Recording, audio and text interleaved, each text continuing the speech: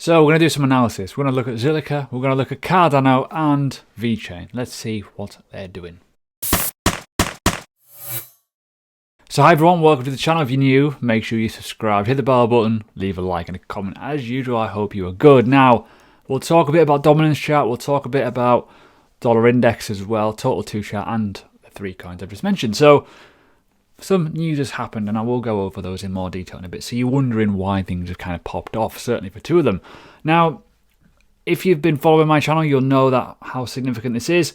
We've been following this for a good while now. Yeah, in altcoins for quite a long majority of it, doing very, very well. And Zilliqa has been one of the star performers. So has Vechain, obviously, and Cardano over the past few months. But obviously, other things have done well too, the likes of Dogecoin, as an example. Other coins to mention, there's too many of them, obviously, as well. And Ethereum all-time high to consider. So, been pretty good. So, fundamentals, right? Talk about this first. Dollar chart, right? I believe this is going to come down at some point. I think this is the uptrend going up, and I think it's rejected. I think we're going to form now a lower high potentially. If we're looking at this, so just to give you a bit of a pointer on this, you know, if this is going to do its thing, and I think it will probably retest this previous level, so this whole area here. If I zoom in a bit, you'll probably see a bit more detail. There we go. So where this line is, potentially drop off a cliff basically from this point, and then maybe form another low down to where this previous bottom was back in January. Why do I think that? Money printer, increased usage of people using money again will obviously stimulate that as well, weirdly, because obviously there's more circulating supply of this printed out dough essentially. Not good for the market. But one thing to finally touch on, the total 2 chart, right? It is looking pretty good. Now we've had this 32% drop. We've pulled right the way back up again. Correction has kind of happened. We're now in a pullback day, so not a correction day, a pullback day where the market's been quite boomy for the last 2 or 3 days. Now we're pulling back. So it's kind of the days, I like days like this. I like when it's nice and quiet and people are not doing silly things. It tends to be like the likes of yesterday where people go a bit mental for things. But we do need to talk about Zilliqa, right? So, if you know, I like Zilliqa, right? Hold it. These 2 coins that I'm going to talk about as well, Cardano and Vechain, held them for a period of time, no longer hold them, but Zilliqa I still hold, right? They're doing something very, very interesting, and you can see it already. They're doing some football-related kind of, I'm going to guess, NFTs or brand sort of elements. Zilliqa football stars, right? And I don't know if you like football or not, right? I'm just presuming that you do because I do, right? But if you don't fully understand who these people are, these are not your average footballers, right? These are technically in the top level, like the top level. As in, you got Pepe there on the screen, you've got the likes of Falcao, James Rodriguez, you got Ruben Diaz. It's ridiculous. You've literally got, and I'm not even exaggerating, megastars. And you look at the likes of James Rodriguez here, right? He has got 19 million followers. You've got Diogo Jota playing for one of the biggest teams in the Premier League, Liverpool. You got Ruben Diaz, Portugal, and obviously Man City. 2 big, yeah. Can't really go any further than that to say the global following of this is huge. And when we look at the analysis of Zilliqa and what happened yesterday, had a really nice push. So pretty much yesterday, this massive stonking candle went right up to this top and rejected it.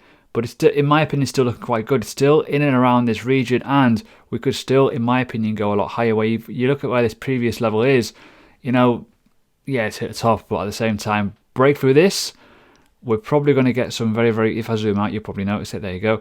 You're going to probably look to sort of secure that $500, $600, not Satoshi range, sorry. But it's still in an uptrend. Still looking pretty solid when you start considering it. So I think we're going to pull back, and I think we're going to then shoot from this point. So if we're going to look at potential areas, this is the low, this is the high, obviously. Don't want to make you suck eggs. But we've already tested this range here. Wouldn't shock me in the slightest now to see what happens next. Now, going back to that Zilliqa news, they're just announcements of what is to come. That's like the announcement before the announcement. Like, oh, here are the players. Cool. Now they're going to release something. Oh shit, it's going to be on the Zilliqa network. Oh god, what's it going to be? Who knows? But great for price action. So a break of this point which seems to be very, very stubborn, may be the catalyst. That might be the thing that will send it over the edge. Now, just to go over it, they're all a part of one football agent. I think it's Mendes. It's all of his stars, essentially. Some big, big names in there. He has 122 players on his books. That's only 10 of them.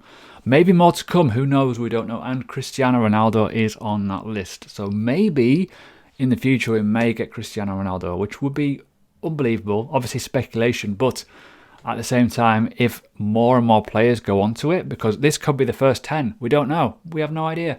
So who knows? But that is the Satoshi value is looking pretty solid. And again, this, right? For me, when I look at this, all-time high rejection, that's absolutely fine, 25 cents. I would never have guessed, and I know people have been pulling up all tweets saying, oh, yeah.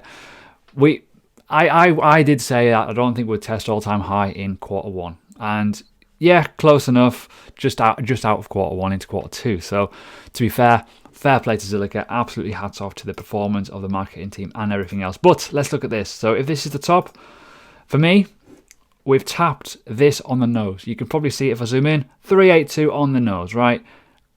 I think this is a catalyst now to go and test and hopefully get a nice blue sky breakout and actually hold above it and maybe break above 23 cents and actually hold a body closure over it into 25, into 29 cents. Fingers crossed. There we go. Silica done. It's looking pretty good. Good, solid development as well. Now we'll go on to Cardano again.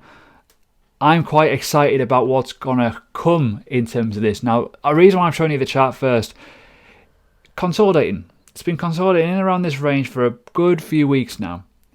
And you've also got this news come out literally today.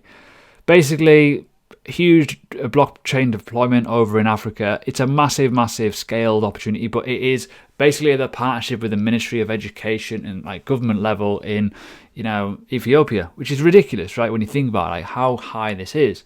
Now, that's only one country, one partnership. They're looking to secure the whole of Africa, which is quite a big feat. But if it happens, we all know what kind of does go on in Africa in terms of currency and kind of other inflations and suppression, all kinds of horrible stuff, right? Which you don't really want to acknowledge, but it does happen over in Africa. But the big fundamentals of this is volume usage and all kinds of good stuff regarding that and the token. Smart contracts are not live yet. I still think that Cardano is literally the slowest thing ever in terms of like progression of development. It's been around for so long and it's just still not got smart contracts. Come on, what are you doing?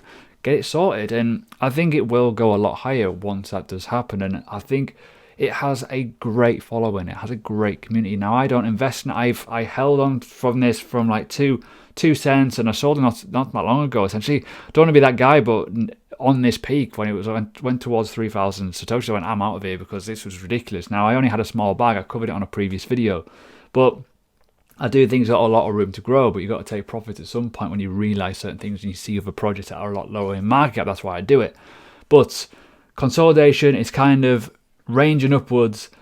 It's looking pretty strong, and I think we are going to go and retest this at some point, but it's all a matter of when. And if we are looking at this overall, it's found the support level on this 382. We may well see this 2,642 next, but we'll see.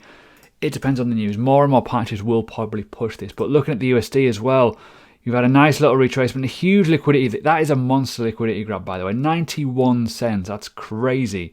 So if we're looking at overall what can kind of happen, we're at resistance right now, right? 618 resistance. But when we start looking and going back and peeling back the curtain from this low to the high, literally tap that level pretty much. Previous level had number of tests around it, and we talk about retests all the time. If it's been jumped on a few times, bet your bottom dollar is probably going to get jumped on at some point again in the future to test it, liquidity grab, and we may well from this point be the place where we actually may see a $2 Cardano, which would be pretty exciting for people who actually do hold it and follow it. Moving on to the last bit of information, obviously Vechain. This has had a mega pump, mega monster pump. You can see it's like ridiculous, right? If we're looking at simple lines of just a normal retracement on the BTC pair, right into that level, wicked right in, and it's held above it, above that 382. It's been pretty crazy. I can actually go a bit lower, maybe. Depends on where you want to go from, really. There's a number of ones. You could probably argue from that impulse, maybe from that impulse. It's crazy, right? Unbelievable. So, huge support. It's like ranked 13 now, I believe. Pretty crazy. But when you start looking at this, again, we have to worry about one thing and one thing only. Where is it? And what is it going to do next? Well, we've tapped the 618 levels in terms of resistance, in terms of this, you know, the opposite way around. It could go much higher, by the way, on the extensions. I know people wonder why those extensions are there, but they're awesome. But if we are looking at the obvious here, start of the move, retracement, you know, just above the 618, it reacted to certain things. Actually, probably was on it, nearly on it, very, very close. That is a monster correction, a monster liquidity grab, and this is what gets me excited about the market. These clanger wicks, these death wicks I like to call them, because they're horrible. They're like literally bungee jumping. The amount of liquidity that's probably been bought around there, and it will probably send it higher, is probably quite high, realistically. When you look at all the coins and how they've reacted, we've had two very, very strong days over the last few days in terms of this liquidity grab, and now we're pulling back. We all know what happened. The retailers were putting their money into Binance to sell, and the whales were buying on Coinbase to bucket it all back up again.